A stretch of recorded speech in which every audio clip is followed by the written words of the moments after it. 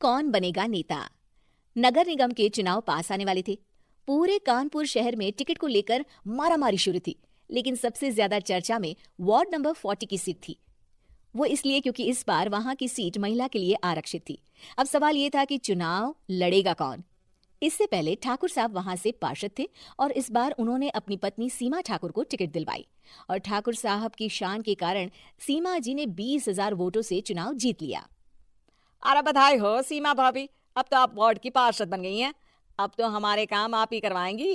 अरे ये तो सिर्फ नाम की पार्षद बनी है, वो तो महिला सीट आ गई, वरना पार्षद तो मुझे ही बनना था। अब भले ही चेहरा इसका होगा लेकिन पावर तो मेरी ही होगी। अरे वाह भाई साहब, क्या दिमाग लगाया है आपने भी। आइए आप लोग, खाना लगा दिया है सबके लिए। सीमा जी पार्षद बन चुकी थी, फिर भी उनकी एक ना चलती। सारे काम ठाकुर साहब खुद ही संभाल लेते और जहां जरूरत पड़ती वहां सीमा जी का अंगूठा लगवा लेते। सीमा जी ज्यादा पढ़ी लिखी भी नहीं थी। एक दिन ठाकुर साहब और सीमा एक प्रोग्राम में जाते हैं। अरे ठाकुर साहब, आप आ गए। ओहो, पार्षद मैडम भी आ गई हैं। स्वागत है आप दोनों का। लगता है हमारे पार्षद फंड का सही इस्तेमाल हो रहा है। चलिए अब उद्घाटन करते हैं। ये लीजिए ठाकुर साहब कैची, आप ही सबसे पहले प्रवेश कीजिए।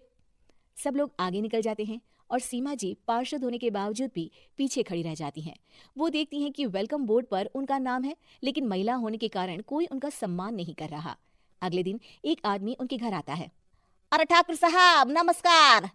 कल ना हम नोटिस किए कि हमारा घर तो अवैध है और नगर निगम वाले उसे तोड़ने आ रहे हैं।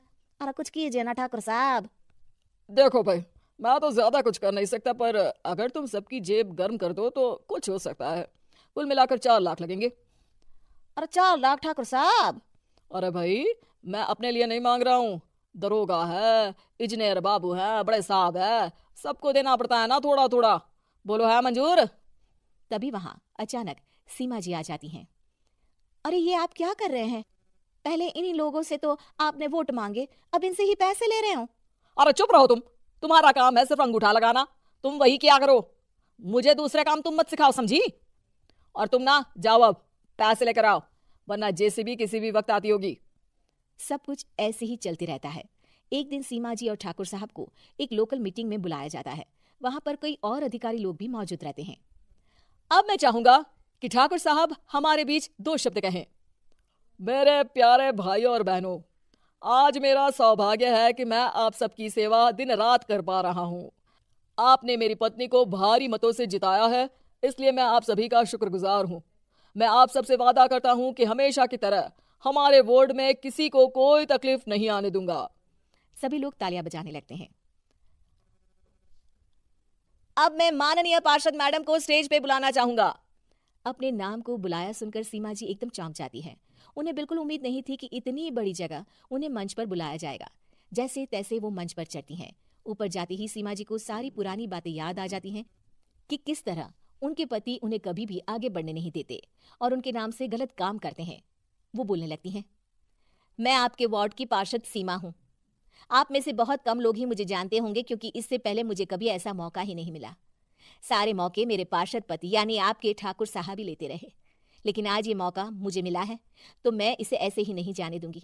मैं आपको ये बताना चाहती हूँ कि आपके ठाकुर साहब मेरे नाम की आड़ में गैर कानूनी काम करते हैं, जिस पर अंगूठों के निशान मेरे होते थे। इसीलिए मैं अपनी गलती मानती हूँ और आज अपने पद से इस्तीफा देती हूँ, ताकि आगे से कोई गलत काम ना हो पाए। अब फैसला आप सबके हाथ में है कि आप हमें क्या सजा देना चाहते हैं।